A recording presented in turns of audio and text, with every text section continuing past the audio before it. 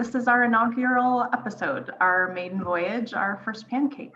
So thank you for being involved in this experiment with us. I guess a good place to start would be kind of to describe what we're hoping to do today. So we've titled these sessions Capital Conversations, and what we're really hoping for today is a very informal exchange. For everyone who's online with us today, we want to welcome any questions that you have as we're going through the conversation. For us, we are going into this rather unscripted. We've created an outline for the presentation. We've separated into three sections: get it ready, get it built, get it performing. So that's kind of the guidelines that we're going to use to shape this conversation. But really, other than that, we're kind of off the cuff and we're just going to be talking with you. We're going to be sharing tips and tricks and some really good stories of projects that we've worked on in the past. So again, we're open for questions. I think just for this first time out, what I'll maybe do is reserve the questions till the end of the session, but spontaneously, if you have one come up at the start or in the middle, please type it out to me in the chat and I'll save it till the end. So to introduce who's here today, Jeff is an engineer who's been with Colliers Project Leaders for around 20 years. He's worked on a number of rec center projects, so he is in essence our content expert today. Nick Given, in my left-hand corner, is in business development, and he's been with the company for about 10 years. He is encyclopedic about our company. He can basically sit down and tell you about any project that's happened over the last 10 years, and he's an incredible storyteller. So I've rooked him into being involved in this with Jeff and I today because he just tells really good stories. My name's Tiffany. I'm your host for this morning, and I am brand new to the team. I guess the reason why we're doing these today is I've been going through my onboarding over the last couple of months, and I've been so enjoying all of the lessons learned and the stories that I've been hearing of the work that our team does. So I thought, why not share them with the communities that we work with? So in order to get started, I'm going to point the camera at Nick, and he was helpful in writing the description for this session. And I guess, Nick, take it away and describe why we decided to start with rec centers. Yeah, that's great. So you've set the bar pretty high. I'm really going to try and meet it, Tiffany. Well, I said we're unscripted, so I guess I'll add to that. Please forgive us if we trip over ourselves because we are unscripted, but we're very much human. All good. Well, thank you, and thank you all for being here and joining us for this first of our capital conversations. I'm really glad that we're talking about rec centers for a few different reasons. First and foremost, I think rec centers are the place that we're missing the most over the course of this pandemic. That is a place that has been denied to us. So the opportunity to gather, to do things with others, we're just missing it. I know I am, and I know that for me, returning to normal means getting my weekly basketball game back in play. Jeff, I think for you, your Thursday night, that crazy ice time you guys have at like 11 p.m. on Thursdays. I'm sure for you, returning to normal means getting those back in the calendar. So, as we, can kind of see the light at the end of the tunnel. Hopefully, I know that we're in our third wave here, but vaccines are rolling out. We are turning our mind now to what a post-pandemic world looks like, building back better. I think now's the time to start thinking about rec centers, and it is timely. Our teams are quite busy on a number of multi-use rec builds across the province. The province is certainly ramping up their funding for it. I think it was last month. There's talk of an additional 200 million that can be dedicated to those assets. Just last week, the City of Toronto made an announcement of an additional 20 million to support those kinds of assets. I'm going back even to last summer with the ISIP announcements. And a number of cultural and rec facilities were seeking funding through that programming. Not everybody got their funding because there was really 10 times the available budget of ask. So I think it's a timely conversation to have for all those reasons and more. And Tiffany, I like the way that we've kind of structured this, talking about getting projects ready, getting them built, and getting them performing. And Jeff, I think maybe we can reflect a bit on that get ready piece. As you're turning our minds now to how do we go to, how do we assemble the business case for the ask? How do we start preparing? How do we start getting these things off the ground? What are those things that we need to be cognizant of so that downstream we run into fewer issues? So Jeff, maybe you can reflect a little bit on what you're seeing out there with municipalities and how they're getting started. Yeah, well, Nick, for sure. I mean, I'll start with sharing my experience similar to yours about getting back to basketball. I'm a goalie to begin with when I play hockey, so I'm a little bit kooky. So yes, we take those 11 o'clock ice times, but in part that's because ice time has always been at a premium. Now I know this is rec centers, which is a broader conversation, includes pool, basketball courts, and all those kind of things. But from my firsthand experience with both myself and my son that plays hockey, ice time is in high demand. I think in the early days of the pandemic, I was maybe a little bit grateful that I wasn't carting my son around to various ice rinks across the GTA. And of course, now I'm starting to miss it. So I'm with you. I think it's really important as we talk about mental health, and we're hearing a lot about that in terms of kids in school. I think it's equally important in terms of our ability to get kids back to those type of activities. And I know my son is turning into a bit of a couch potato playing all these online games. Rocket League is the newest one that I've heard about. I know nothing about it, but that's that's all I know. And I know that that's actually kind of supplanted the time that he was spending in hockey. And I'll be glad when we get back to that point. So Nick, to your point, I think when I think about projects and I think about where we are today, I think it's really important, and maybe this is a bit of a project management cliche, but let's start with projects don't fail at the end, they fail at the beginning.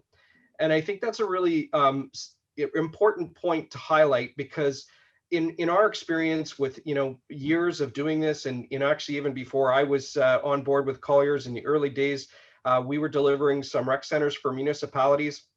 And one of the things that we've come to observe over time is, when you think about the end of the projects, if the project ends up being over budget or behind schedule, you start to do this root cause analysis. And I think you're looking for that to pinpoint that one point where things kind of went off the rails and how did it get to where we are. And more often than not, it's about establishing those expectations right at the very beginning. For most of our municipal clients, these facilities exist in a capital plan somewhere that might be a long-term capital plan. And it really all comes back to that root cause of what did they use as the basis for that initial assumption? How much was it going to cost? How long was it going to take to build it? And some of those things are done on a very back of a napkin basis. And so I think the real thing that I would say is important is the importance of developing a solid business case, and how that's really going to tie into a funding application. You talked about ISIP and some of the other funding streams. Back in 2009, following the recession, we had the intake stream. And when we were working with the intake stream, we were working with a number of clients that were making applications through there. And you think about now, and when the government turns its attention to, okay, we've got the vaccine rollout under control, how are we going to stimulate the economy? And I think we all know that stimulus funding is coming. And it goes to your point about ISIP. How many people are applying for the grant funding that's available? And there's going to be lots of them. And so I think you kind of look at it as there's two ways that the government can evaluate. One way is to say first in wins, and the other way is to look at the quality of the applications. And that goes back to that funding application and what does it look like, and how solid of a business case do you have to be able to articulate why your project needs to be done in your community. And I think that really goes to the point of get it right at the beginning, and really take the time, invest the effort in creating a solid scope of work, understanding what's going to be included in the project, and engaging the appropriate experts to talk about how much it's going to cost. Because I think that's a big thing too, is when you go to the well, you only want to go to the well once. So if you ask for $40 million to support your rec center, and it ends up costing 65, that's a tough conversation to have, because you can't go back to the government and say, oops, I underestimated my initial capital cost of the project, and can you give me more money? Because they will be reluctant to do so. And that obviously has implications with the tax base in the community, because then of course the community gets left picking up the surplus. Yeah, that's right. And there's going to be very little appetite for that, especially as communities struggle with revenue streams. Yeah, for sure. I'm thinking about two things, which is, okay, obviously best practice to put together the strongest business case that you possibly can, but how much effort and how much effort can you feasibly put in prior to even getting the funding to start with? And so I believe that there is always going to be a difficulty in bridging the gap over the original ask and then how your program develops downstream. So maybe we can reflect a bit on where we've seen creative solutions to fulfilling or filling those gaps in budget, as the project starts to take shape after you've already put in the request for funding. Yeah, and I still think it's rooted in that, you got to plan it right to get it right. And I think that's a really key point. And so the one thing I'll say is you got to be creative. For most of us, we remember the Sky Dome, which is now the Rogers Center. If I can remember sitting in one of our projects in downtown Toronto, and you're looking down on the roof of what was the Air Canada Center. Well, now it's Scotia Plaza or Scotia Arena. And I think what I'm trying to highlight here is sponsorship has always been the case for probably some of those bigger venues, but we're seeing that as a trickle down into municipalities. And when there's that shortfall, instead of saying, everybody wants an arena in their community until you say, well, it's going to be an impact on the tax base. So it really goes to your point about finding creative ways to close the gap in that funding and maximize what you can do for the program, because that's the other big thing is there's always those challenging decisions that you're going to have to make about what's included in the program. And sometimes that additional funding can help. So there's a couple of things I would think about. I mean, when we were delivering the Gretzky Center, I can remember developing a list of all of the things in the facility that could possibly be branded and how much we thought that the sponsorship for those individual elements was worth, so that we could actually go out and engage the community and say for $5,000, you can get your name on the boards in your arena, or, different things like that. But probably the most relevant one on that is what ended up happening in the town of Lakeshore. Now, the town of Lakeshore is obviously a smaller community that is just outside of Windsor. They had this twin pad arena and pool and library that they were building, significant scope and a big investment for the community. And of course, right out of the gate, you start looking at it and going, wow, this is going to cost a lot of money. And what they did, similar to what I was talking about, was they had a local steel manufacturer that actually donated the structural steel for the facility. So that resulted in a net savings to the capital cost of the project of about $500,000. And I think, that's really a creative way of how you can say, look, this is a great way to fund the project. And ultimately, that facility is now called the Atlas Tube Center because of that donation. So it was naming rights in exchange for that significant component that really helped the town to maximize their budget and to be able to get as much done as possible. It's a beautiful facility. I know my son has played there a couple of times and looking forward to getting back. Yeah, I think the naming rights thing is fascinating because, of course, we can all associate, the naming right component to like the $500 million arenas, and the naming right component contractually is almost a project in and of itself, and how you kind of bring those partners to bear on it. We're looking at a couple of options right now for something of that scale. But the idea that this is now an available option to municipalities to help bridge the funding gaps or bring on partners for their rec builds, I think is really fascinating and a very, very interesting trend. Yeah, for sure. And, the other thing I wanted to chat about, Nick, I think on this was the market. And I think, the market has really changed right now. And I think for us, it's really important, when you talk about maximizing your investment dollars, a lot of times for guys like me, and I have like an Excel spreadsheet that is probably still sitting on my desktop from years ago that said, here's all the arenas that we know about that Colliers has been involved in and the dollars per square foot on average that they've been used to build. And in many cases, when municipal or other employees are starting to build out their budgets for this, that's what they use is kind of that historical data. But I think in this pre or post-pandemic world, we really have to be cognizant of how has the market changed and what's the impact to the costs of these types of facilities. And so the one thing that I could say as a recommendation is, engage the professionals to make sure that you're getting the right numbers to budget your project because of how much things have changed. It could be things as simple as, contractors have increased costs to address health and safety issues like additional masks, gloves, how they can maintain productivity with social distancing. But it's simpler things too, like the cost of equipment. So you think about rooftop units that are in such high demand because our Minister of Education and others are saying we're upgrading HVAC in schools and all of those kind of things. Well, these things have come in very high demand. And that really impacts costs. So that's something that you definitely have to be cognizant of when you're building a budget for your new rec center. Yeah, I think that's right on. Certainly, the rate of cost escalation, what we would see as a model in previous years, just does not apply right now, because we're just kind of in a whole we're in a whole new sort of territory. And I think that's an interesting pivot point because, like, again, you can really only take the programming and the planning so far until you actually get those tenders back in and understand where you're at. So maybe this is a good point to start thinking about how we get these things built and the issues that arise when we're actually downstream. So we've kind of lined everything up. We're down. We've set up the rails and the trains on the track. We're rolling. But of course, things always arise once you start down that journey that are unforeseen. Plan is nothing. Planning is everything. So I think maybe it would be useful to reflect a bit on, as we run into issues. Once we're contracted up, how are we contending with some of those? What are some of the tips and tricks that we can employ to help, make that a little bit of a softer landing, because change is absolutely inevitable.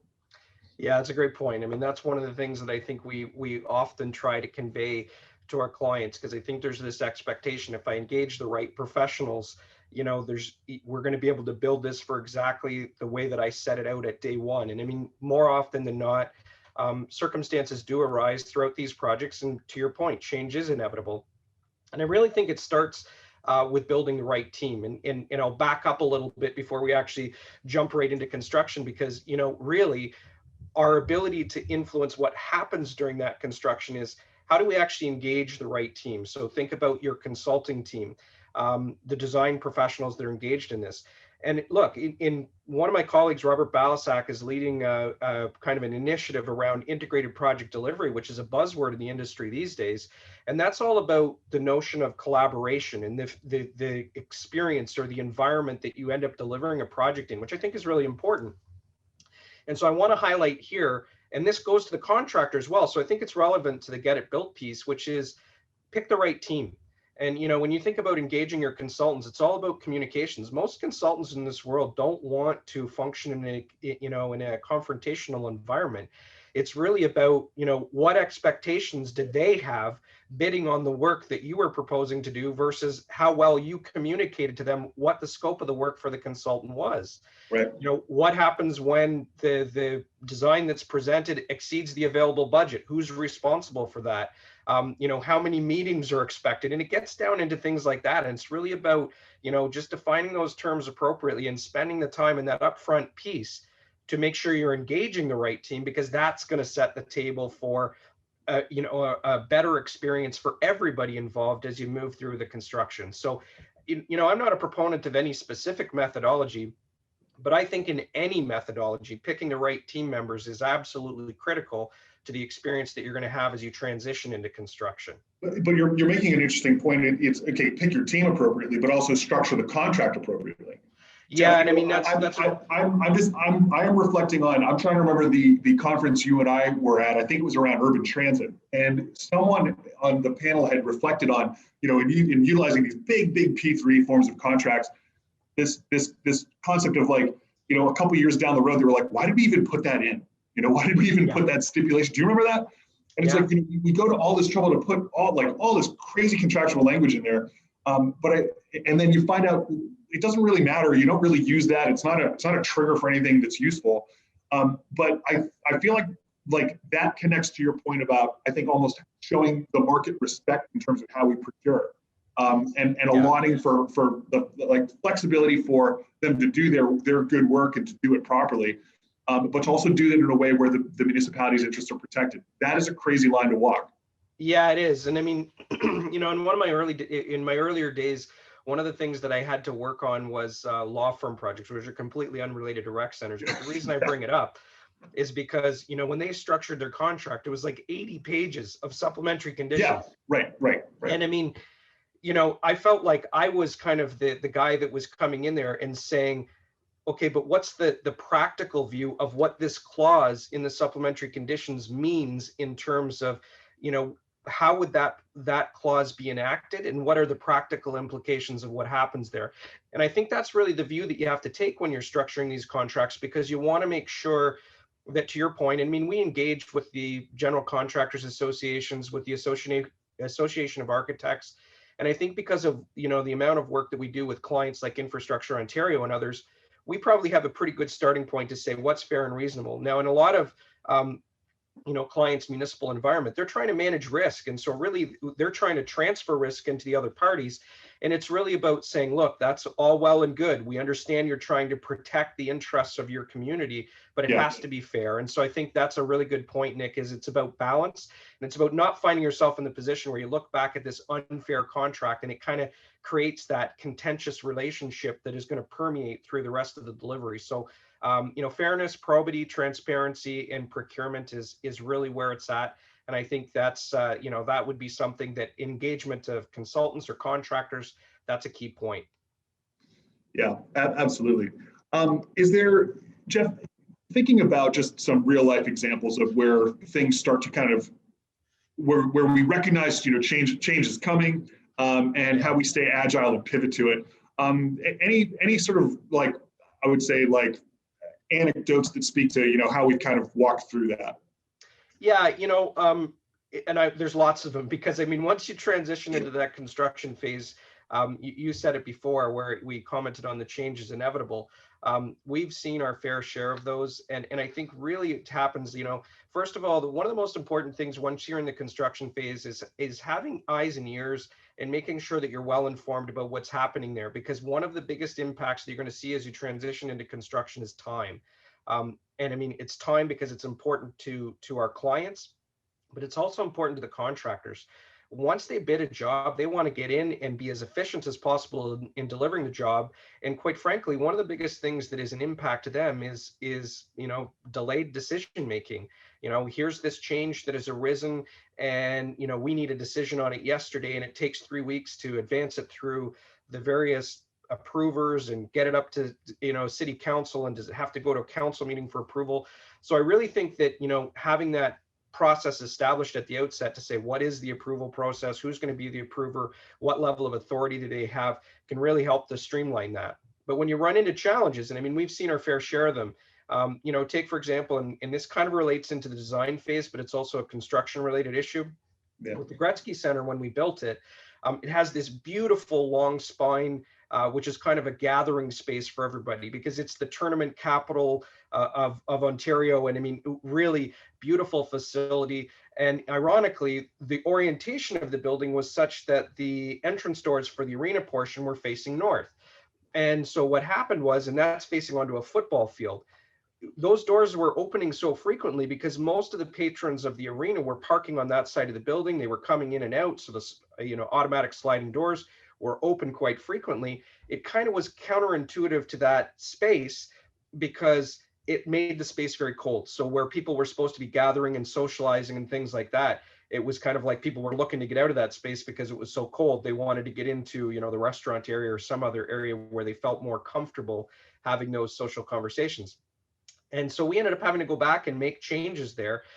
We ended up adding a vestibule that kind of mitigated this risk of the wind blowing in. But that whole process was one that, you know, we had to figure out, you know, what's the responsibility of the consultants? How do we evaluate the cost of the change? What's the time implications of this? And so I think all of those things are key considerations or key factors in terms of once you're in the construction phase, you need to have a process established to make sure that, you know, emotions don't get in the way where you're trying to point fingers and lay blame on who's responsible for this.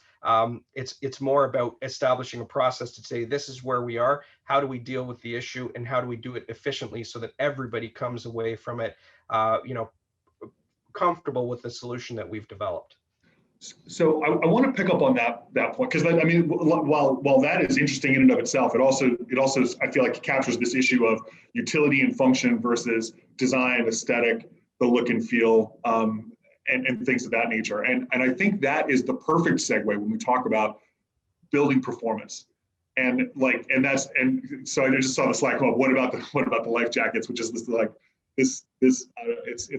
our CEO tells the story, Jeff, and maybe you can kind of walk us through this. But I think that is I think the most representative story of how you look at design and in engineering versus just the basic utility of what the place has to do, and reconciling that, and then tying that back to the planning piece. Like when we plan these things, we set out a plan for how we're going to achieve success and what success looks like and what does this place have to do for us.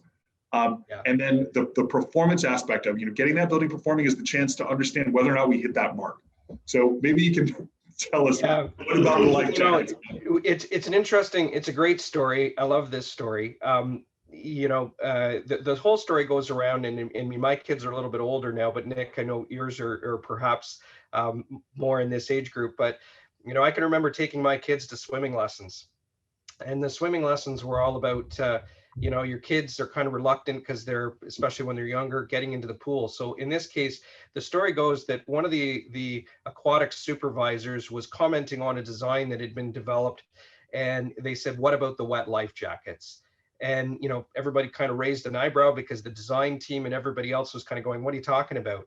And she said, "Yeah, well, when I got a 2-year-old coming in here that doesn't want to get in the pool to begin with, and then I tell them that they're going to have to put it on a wet life jacket that's laying on the pool deck, that's going to make it even more challenging." And so the whole consideration was considering those operational requirements of how do you deal with things like the wet life jackets? Do you have a rolling rack that comes out that allows those life jackets to be hung up so that they can be dry, so that when that 2-year-old has to get into the life jacket, at least you're mitigating the risk that they're going to be reluctant because the life jacket is cold and wet. And so I think it's a really salient point to say you have to, throughout all points in the design, the construction, and even the optimizing the performance post-construction, really take careful consideration to what does operations look like and how do you optimize that. I did want to add to this too, because I think it's really important is, most of these new facilities have a level of sophistication, and there's this expectation, and the design team is going to tell you at the outset to say, look, this building is going to achieve 30% energy savings in terms of your energy costs.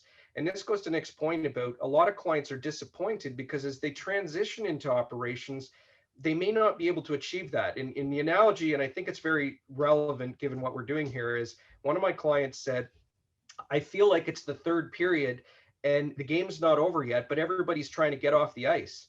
And that's what life is like at the end of most capital projects, because you've been at it for a long time.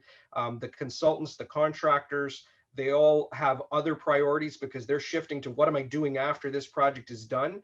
And so now they're trying to divide their attentions to be able to address those kind of issues. And a lot of times the owner is left behind with, where are my as-built? I'm not sure I've been appropriately trained on commissioning and all of those kind of things.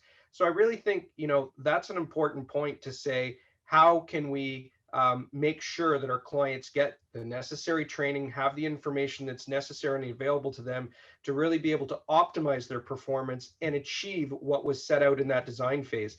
And that requires some careful attention, both in, establishing agreements with your consultants and contractor to make sure they stick around to help you navigate through that and make sure that your facility delivers on expectations.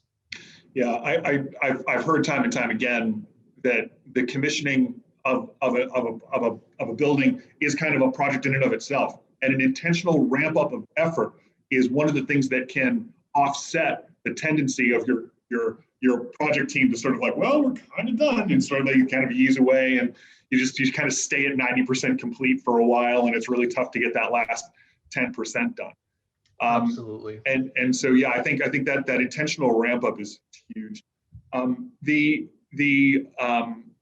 idea of appropriate stakeholder engagement, I think at the outset of a project, in order to make sure that things like the life jacket component is a success criteria, because once you get down that journey, the idea of this beautiful design aesthetic, look how the ceiling does this and all that, and look at this, the engineering of this pool filtration system is incredible, but I mean, like, none of that stuff matters to the people that are going to be operating that building if they can't move through and be great at what they do in that space. And so I think that ramp up, that intentionality around the training component, and also making that training accessible, Jeff. I remember you had told me about the idea of actually making recordings of the training materials, Yeah. And I think that that's so good, especially right now in COVID, where we are trying to, where possible, not be working physically close to one another, creating material that can be reviewed over and over again, but also reviewed safely and at a distance.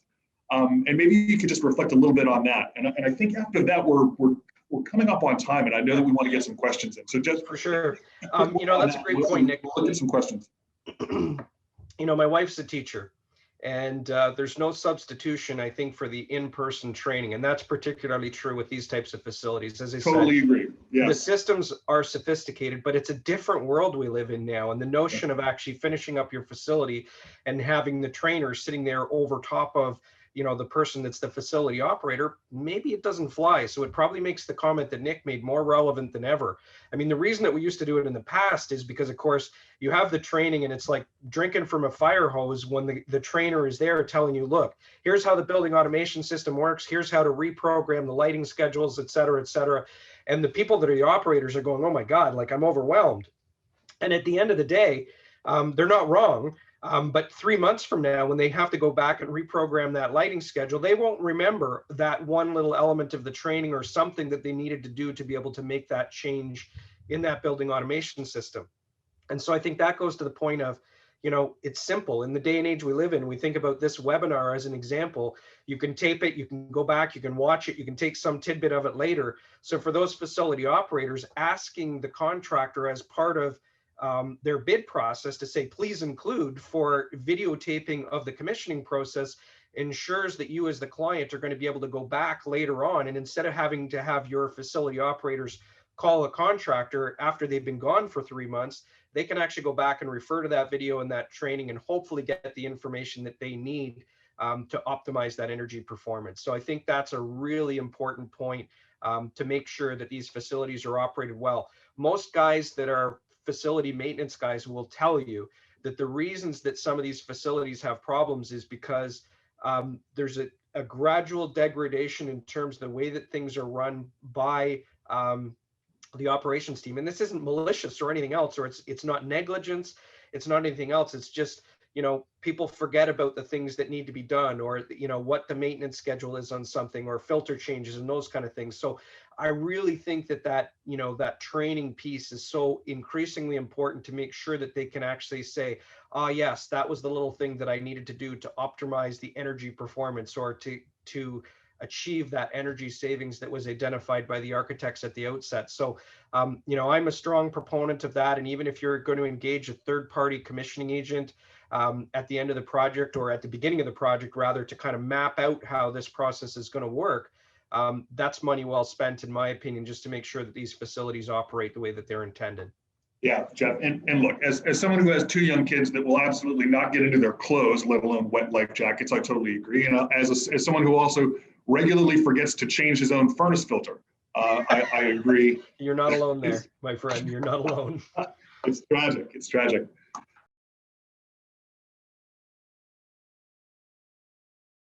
That's really what it's about. Is you talk about post-COVID and really wanting to create those opportunities for social, getting back to the way it was. I think this is a great way of doing it, is looking at how can we maximize our dollars, but bring all of those opportunities together and actually create spaces where it creates a community hub. I love that, Jeff. And I think that's an excellent place to end the session. So guys, thank you for experimenting with me and trying something new. And thank you to everyone who joined us today for this conversation. We hope we'll see you next month. Yeah, thank you, Tiffany. Thanks for hosting, and thanks all for participation. Thank you.